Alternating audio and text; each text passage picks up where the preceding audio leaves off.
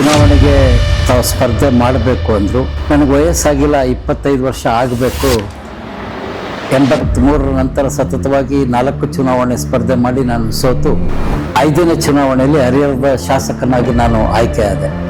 ಬಸವನಗೌಡ ಪಟೇಲ್ ಹರೀಶ್ ಎಂಬ ಹೆಸರಿನವನಾದ ನಾನು ಅತಿ ಹಿರಿಯ ಅಧಿಕಾರಿಗಳು ಗೌರವ ಕೊಡದೇ ಇದ್ದಂಥ ಸಂದರ್ಭದಲ್ಲಿ ನಾನು ಯಾರಿಗೂ ಎದುರದೆ ಅದನ್ನು ಖಂಡಿಸ್ತಕ್ಕಂಥದ್ದು, ಅವರನ್ನು ವಿರೋಧಿಸ್ತಕ್ಕಂಥದ್ದು.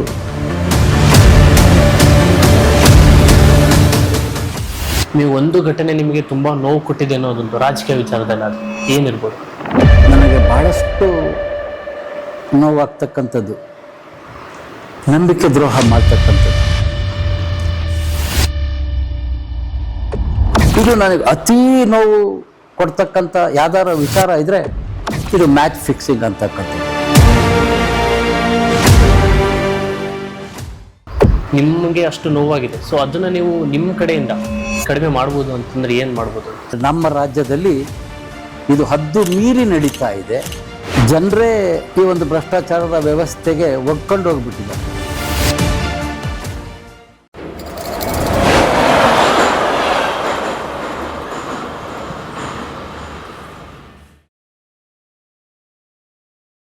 ನಮಸ್ಕಾರ ಎಲ್ಲರಿಗೂ. ಸೊ ಇವತ್ತಿನ ವಿಡಿಯೋ ಯಾವುದೇ ಒಂದು ಮತ ಅಥವಾ ಜಾತಿ ಅಥವಾ ಯಾವುದೇ ಪಕ್ಷದ ಪರ ಅಲ್ಲ, ಇದು ವ್ಯಕ್ತಿ ಮತ್ತು ವ್ಯಕ್ತಿತ್ವದ ಪರ. ಸೊ ಎಲ್ಲರೂ ಕೂಡ ದಯವಿಟ್ಟು ಈ ಒಂದು ವಿಡಿಯೋನ ವ್ಯಕ್ತಿ ಮತ್ತು ವ್ಯಕ್ತಿತ್ವದ ಪರ ಅಷ್ಟೇ ನೋಡಿ ಅಂತ ಹೇಳ್ತಾ, ಇವತ್ತಿನ ಈ ವಿಡಿಯೋದ official sponsor Vellora studio and Visyak designer studio Davanagere. Sky Originals YouTube ಚಾನಲ್ಗೆ ನಿಮ್ಮೆಲ್ಲರಿಗೂ ಸ್ವಾಗತ. ಇವತ್ತು ನಮ್ಮ ಜೊತೆ ಇದ್ದಾರೆ ಹರಿಹರದ ಒಬ್ಬ ಫೇಮಸ್, ನಿಮಗೆಲ್ಲರಿಗೂ ಗೊತ್ತೇ ಇದೆ, BP ಹರೀಶ್ ಸರ್. ಸರ್ ನಿಮಗೆ ಸ್ಕೈ ಒರಿಜಿನಲ್ಸ್ ಯೂಟ್ಯೂಬ್ ಚಾನಲ್ಗೆ ಸ್ವಾಗತ ಸರ್. ನಮಸ್ಕಾರ ಸರ್. ಏನಿಲ್ಲ, ನಿಮ್ಮದೊಂದು ಕಿರು ಪರಿಚಯ ನಮ್ಮ ಒಂದು ಪ್ರೇಕ್ಷಕರಿಗೆ. ನಾನು 12 ಮೇ 1960ರಲ್ಲಿ ಹೊನ್ನಾಳಿ ತಾಲೂಕಿನ ಅರ್ಕೆರೆಯಲ್ಲಿ ಜನಿಸಿದ್ದು. ನಂತರದ ಶಾಲಾ ಒಂದು ಶಿಕ್ಷಣವನ್ನು ದಾವಣಗೆರೆಯ ಸೆಂಟ್ ಪಾಲ್ಸ್ ಕಾನ್ವೆಂಟಿನಲ್ಲಿ 7ನೇ ತರಗತಿಯ ತನಕ, ನಂತರ ಮೋತಿರಪ್ಪ ಹೈಸ್ಕೂಲ್ನಲ್ಲಿ SSLCವರೆಗೆ, PUCಯನ್ನು DRM ಸೈನ್ಸ್ ಕಾಲೇಜ್, ಡಿಗ್ರಿ ವ್ಯಾಸಂಗವನ್ನು MSB ಕಾಲೇಜ್ನಲ್ಲಿ ನಾನು ಎಲ್ಲ ಶಿಕ್ಷಣವನ್ನು ದಾವಣಗೆರೆ ನಗರದಲ್ಲೇ ಪಡೆದಿದ್ದೇನೆ. ನಾನು ಹೈಸ್ಕೂಲ್ ವಿದ್ಯಾರ್ಥಿಯಾದಾಗಿನಿಂದ ಉತ್ತಮವಾದಂಥ ಕ್ರೀಡಾಪಟು.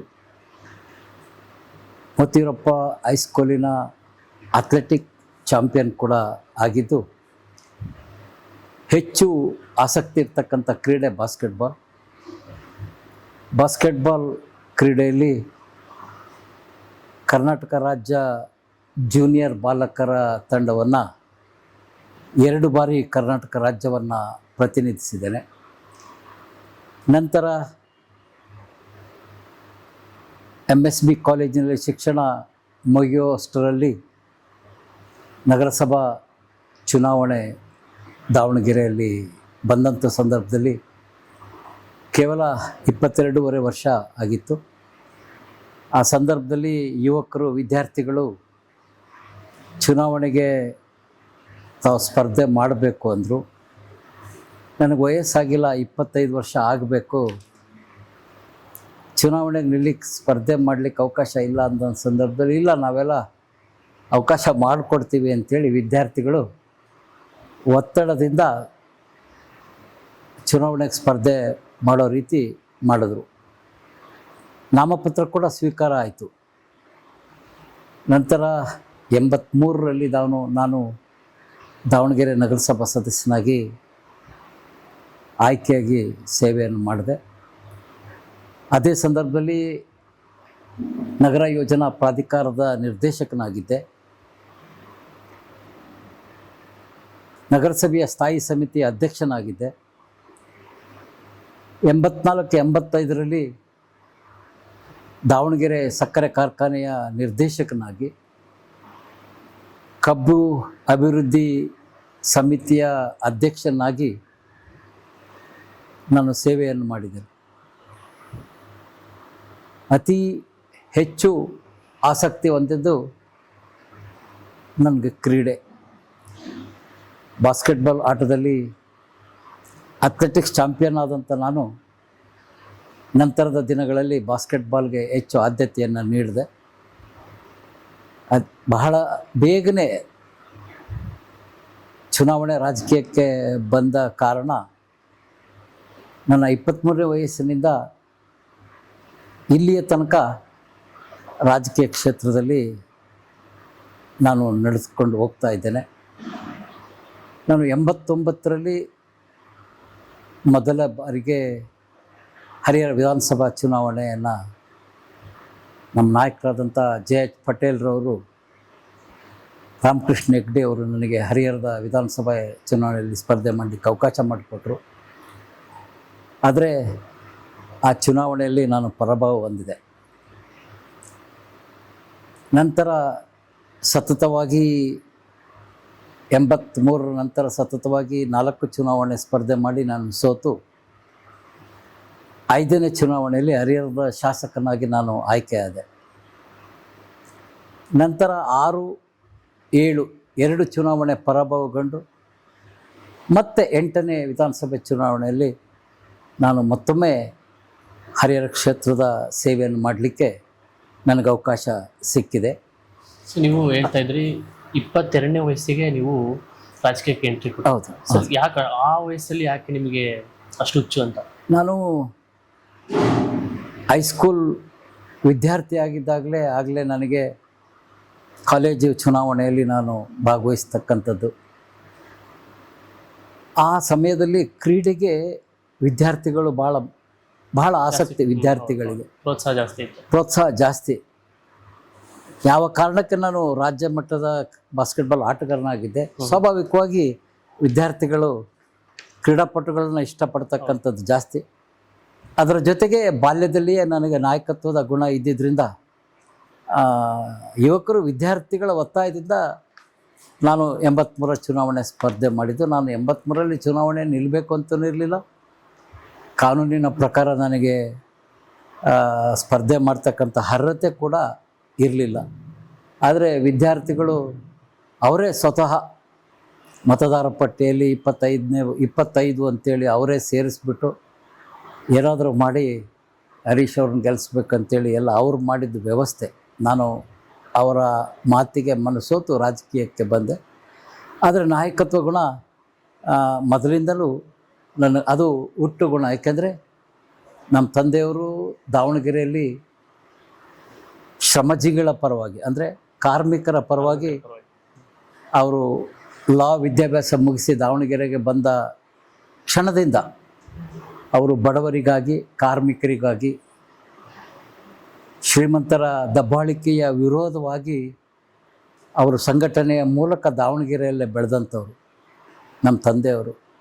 ಹಾಗಾಗಿ ನನಗೂ ಕೂಡ ಸ್ವಲ್ಪ ಬಡವರು, ಶ್ರಮಿಕ ವರ್ಗ, ಕಾರ್ಮಿಕ ವರ್ಗ, ದಲಿತ ವರ್ಗ ಅವ್ರಿಗೆ ಒಳ್ಳೇದು ಮಾಡಬೇಕು ಅಂಥೇಳಿ ನನಗೆ ವಿದ್ಯಾರ್ಥಿ ಇದ್ದಾಗಲಿಂದ ನನ್ನ ಮನಸ್ಥಿತಿ ಆ ರೀತಿ ಇತ್ತು.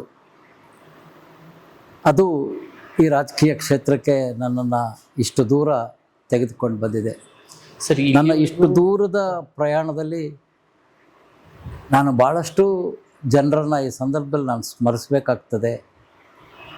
ಪ್ರಾರಂಭದಲ್ಲಿ ದಾವಣಗೆರೆಯ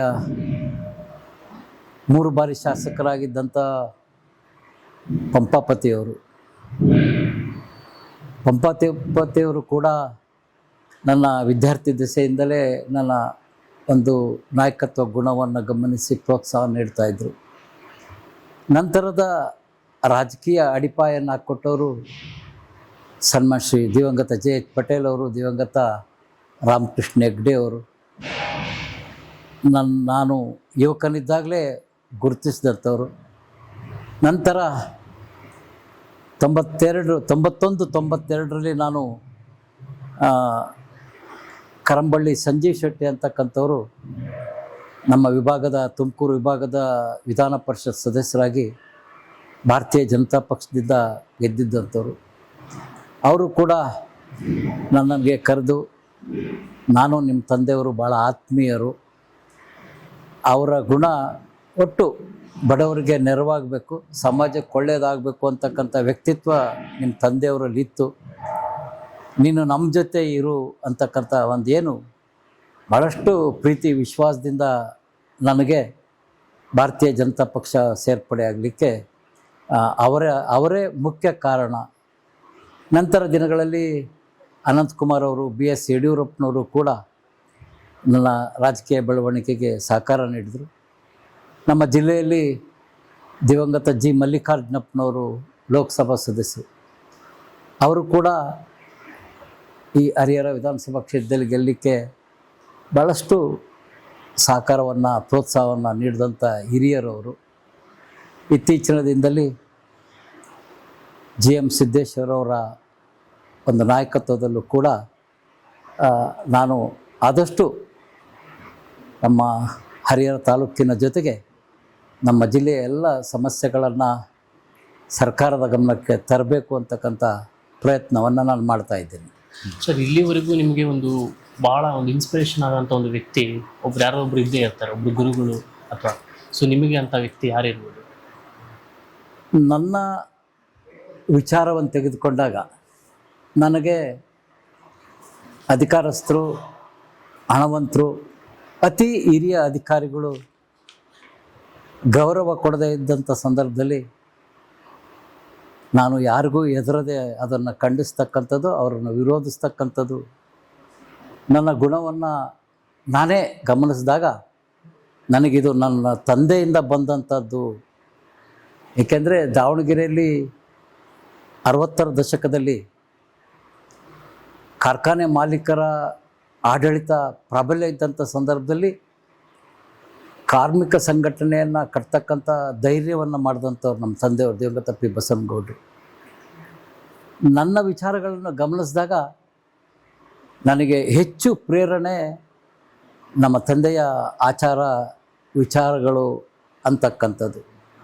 ನಂತರದ ದಿನದಲ್ಲಿ ನಾನು ಈಗಾಗಲೇ ಹೇಳಿದಂಥ ಭಾಳಷ್ಟು ಜನರ ಒಂದು ಆದರ್ಶ ಮಾರ್ಗದರ್ಶನ ನನಗೆ ಇದು. ಇತ್ತೀಚಿನ ದಿನದಲ್ಲಿ ಭಾಳಷ್ಟು ಸಮಾಜ ಸೇವೆ ಮಾಡಬೇಕು, ಕಲುಷಿತ ರಾಜಕೀಯದಲ್ಲಿ ವ್ಯವಸ್ಥೆಯಲ್ಲಿ ಸರಿ ಮಾಡಬೇಕು ಅಂತಕ್ಕಂಥದ್ದು ನಮ್ಮ ನೆಚ್ಚಿನ ಪ್ರಧಾನಿ ನರೇಂದ್ರ ಮೋದಿಜಿಯವರ ಆಡಳಿತ ವೈಖರಿಯನ್ನು ನೋಡಿದಾಗ, ಅವರು ಪ್ರಾಮಾಣಿಕವಾಗಿ ನಮ್ಮ ದೇಶ ಅಭಿವೃದ್ಧಿ ರಾಷ್ಟ್ರ ಆಗಬೇಕು, ನೂರಾರು ವರ್ಷಗಳ ಕಾಲ ಭಾರತ ಅಂದರೆ ಬಡ ರಾಷ್ಟ್ರ, ಭಿಕ್ಷುಕರು ಆವಾಡಿಗರು ಇರ್ತಕ್ಕಂಥ ರಾಷ್ಟ್ರ ಅನ್ನೋ ಒಂದು ಕಲ್ಪನೆ ಭಾಳಷ್ಟು ದೇಶದ ನಾಗರಿಕರಲ್ಲಿ ಇತ್ತು.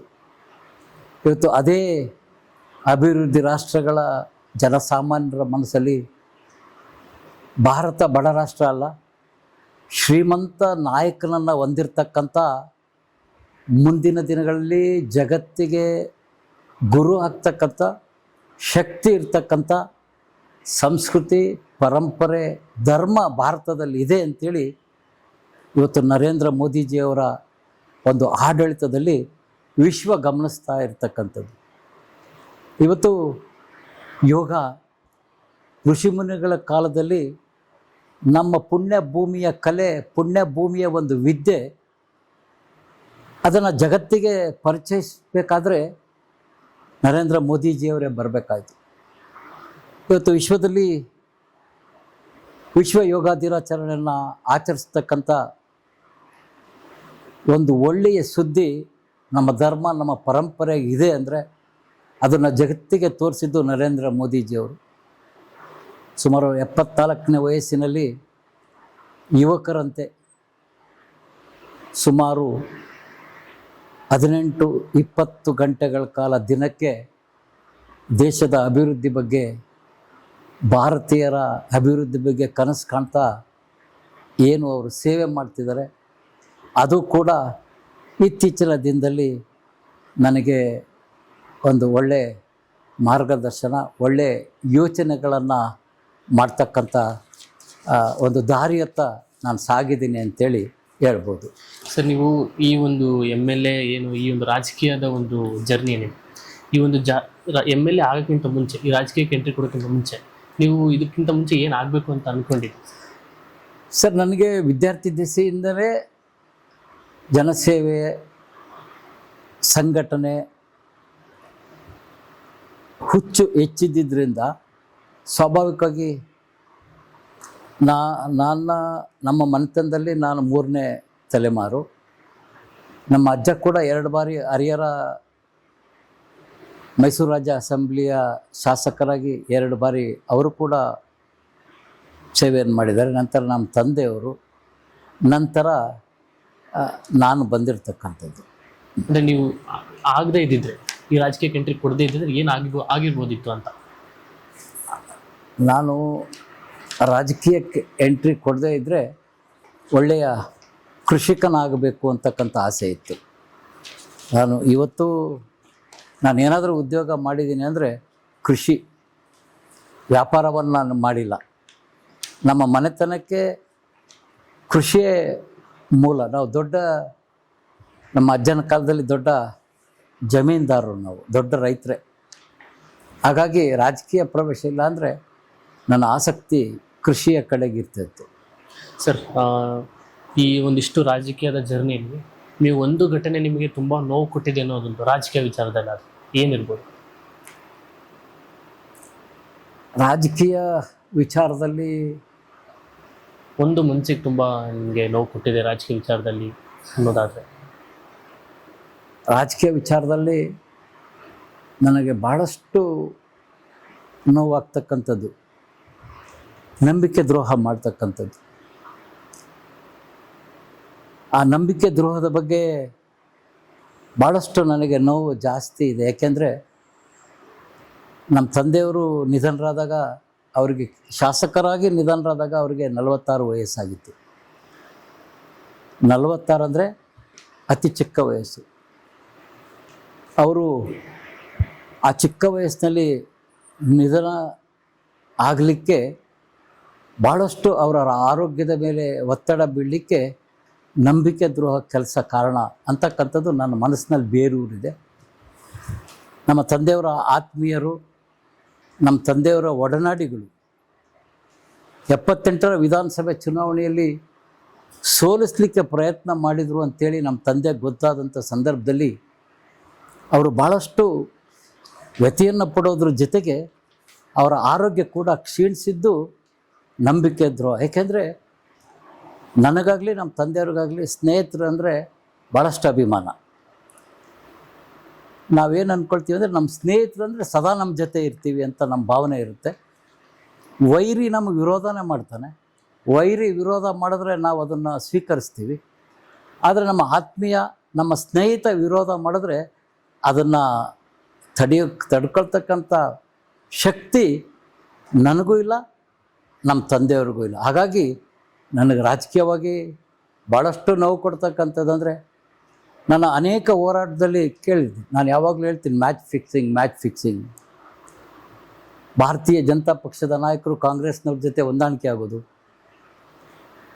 ಭಾರತೀಯ ಜನತಾ ಪಕ್ಷದ ನಾಯಕರ ವಿರುದ್ಧ ಕಳಪೆ ಅಭ್ಯರ್ಥಿಗಳನ್ನು ಕಾಂಗ್ರೆಸ್ನವರು ಕಣಕ್ಕಿಳಿಸೋದು, ಕಾಂಗ್ರೆಸ್ ನಾಯಕರ ವಿರುದ್ಧ ಕಳಪೆ ಅಭ್ಯರ್ಥಿಯನ್ನು BJP ನಾಯಕ ಇಳಿಸೋದು, ಇದು ನನಗೆ ಅತೀ ನೋವು ಕೊಡ್ತಕ್ಕಂಥ ಯಾವ್ದಾರ ವಿಚಾರ ಇದ್ದರೆ ಇದು ಮ್ಯಾಚ್ ಫಿಕ್ಸಿಂಗ್ ಅಂತಕ್ಕಂಥದ್ದು. ಈ ಮ್ಯಾಚ್ ಫಿಕ್ಸಿಂಗ್ ವಿಚಾರದಲ್ಲಿ, ಹೊಂದಾಣಿಕೆ ರಾಜಕೀಯ ವಿಚಾರದಲ್ಲಿ ಭಾಳಷ್ಟು ವ್ಯತ್ಯಯ ಆಗ್ತದೆ. ಇನ್ನು ಭ್ರಷ್ಟಾಚಾರಿಗಳು, ಎಲ್ಲ ಪಕ್ಷದಲ್ಲಿರ್ತಕ್ಕಂಥ ಭ್ರಷ್ಟಾಚಾರಿಗಳು, ಅದು ಕಾಂಗ್ರೆಸ್ ಇರ್ಬೋದು, BJP ಇರ್ಬೋದು, ಜನತಾದಳ ಇರ್ಬೋದು, ಯಾವುದೇ ರಾಜಕೀಯ ಪಕ್ಷ ಇರ್ಬೋದು, ಅಧಿಕಾರ ಇದ್ದಂಥ ಸಂದರ್ಭದಲ್ಲಿ ಭ್ರಷ್ಟಾಚಾರ ಮಾಡಿದಂಥವ್ರು ತಾವು ಉಳಿಲಿಕ್ಕೆ ವಿರೋಧ ಪಕ್ಷದವ್ರ ಜೊತೆ ಒಳ ಒಪ್ಪಂದ ಮಾಡಿಕೊಂಡು ಇವರ ಹಗರಣವನ್ನು ಅವ್ರ ಬಯಲಿಗೆಲ್ಲ, ಅವ್ರ ಹಗರಣವನ್ನು ಇವ್ರ ಬಯಲಿಗೆ ಎಳೆಯದೆ ಇರ್ತಕ್ಕಂಥ ಒಂದು ರಾಜಕೀಯ ವಿಶ್ವದಲ್ಲೇ ಇದೆ, ರಾಷ್ಟ್ರದಲ್ಲೂ ಇದೆ. ಆದರೆ ನಮ್ಮ ರಾಜ್ಯದಲ್ಲಿ ಇದು ಹದ್ದು ಮೀರಿ ನಡೀತಾ ಇದೆ.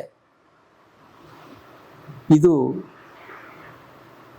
ಸಮಾಜ ಸೇವೆಯಲ್ಲಿ ರಾಜಕೀಯ ಕ್ಷೇತ್ರದಲ್ಲಿ ಅತಿ ನೋವನ್ನುಂಟು ಮಾಡ್ತಕ್ಕಂಥ ವಿಚಾರ ನನ್ನಲ್ಲಿರ್ತಕ್ಕಂಥದ್ದು. ಈಗ ನೀವು ಹೇಳ್ತಾ ಇದ್ರಿ ನಾವು ಒಂದು ಭ್ರಷ್ಟಾಚಾರದ ಬಗ್ಗೆ ಈಗ ಆಗಿದೆ ಅಂತ, ನಿಮಗೆ ಅಷ್ಟು ನೋವಾಗಿದೆ. ಸೊ ಅದನ್ನು ನೀವು ನಿಮ್ಮ ಕಡೆಯಿಂದ ಕಡಿಮೆ ಮಾಡ್ಬೋದು ಅಂತಂದ್ರೆ ಏನು ಮಾಡ್ಬೋದು? ನೋಡಿ, ಇಲ್ಲಿ ಜಗತ್ತಿನ ಮಾನವರ ಒಂದು ಯೋಚನೆನೇ ಕೆಳಮಟ್ಟಕ್ಕೆ ಹೋಗ್ತಾ ಇದೆ. ಜನರೇ ಈ ಒಂದು ಭ್ರಷ್ಟಾಚಾರದ ವ್ಯವಸ್ಥೆಗೆ ಒಗ್ಕೊಂಡು ಹೋಗ್ಬಿಟ್ಟಿದ್ದಾರೆ. ಜನ ಯಾವ ಮಟ್ಟಿಗೆ ಈ ವ್ಯವಸ್ಥೆಗೆ ಹೊಂದ್ಕೊಂಡು ಹೋಗಿದ್ದಾರೆ ಅಂದರೆ, ಸ್ವಲ್ಪ ಭ್ರಷ್ಟಾಚಾರ ಮಾಡಿದರೆ ಪರವಾಗಿಲ್ಲಪ್ಪ, ಅತಿ ಭ್ರಷ್ಟಾಚಾರ ಮಾಡಿದರೆ ಮಾತ್ರ ತಪ್ಪು ಅನ್ನೋ ಒಂದು ವ್ಯವಸ್ಥೆ ಇವತ್ತು ನಾವು ಅದಕ್ಕೆ ಹೊಂದ್ಕೊಂಡ್ಬಿಟ್ಟಿದ್ದೀವಿ. ಅದು ಕಾರಣ ಇಷ್ಟೇ, ವ್ಯವಸ್ಥೆ ಭ್ರಷ್ಟಾಚಾರವನ್ನು ತಡೆಯಲಿಕ್ಕಾಗದಂಥ ಸಂದರ್ಭದಲ್ಲಿ ಈ ರೀತಿ ಜನಸಾಮಾನ್ಯರು ಆಗ್ತಕ್ಕಂಥದ್ದು ಸ್ವಾಭಾವಿಕ. ನಾವು ಕೂಡ ಇವತ್ತು ಅತಿ ಭ್ರಷ್ಟಾಚಾರ ಮಾಡ್ತಕ್ಕಂಥವ್ರನ್ನಾದ್ರೂ ತಡೆ ಹಿಡಿಬೇಕು ಅನ್ನೋ ಒಂದು ಮನಸ್ಥಿತಿ ನಮ್ಮದು ಆಗ್ತಾ ಇದೆ. ಅಂದರೆ ಜನಸಾಮಾನ್ಯರು ಇದರಲ್ಲಿ ಸರಿ ಆಗಬೇಕು ಅಂತ ಹೇಳ್ತೀರಾ? ಹೌದು, ಭ್ರಷ್ಟಾಚಾರ ಜಾಸ್ತಿ ಆಗ್ಬೋದು ಅಂತ ಅಂತೀರಾ? ಎಲ್ಲರೂ ಸರಿ ಆಗಬೇಕು.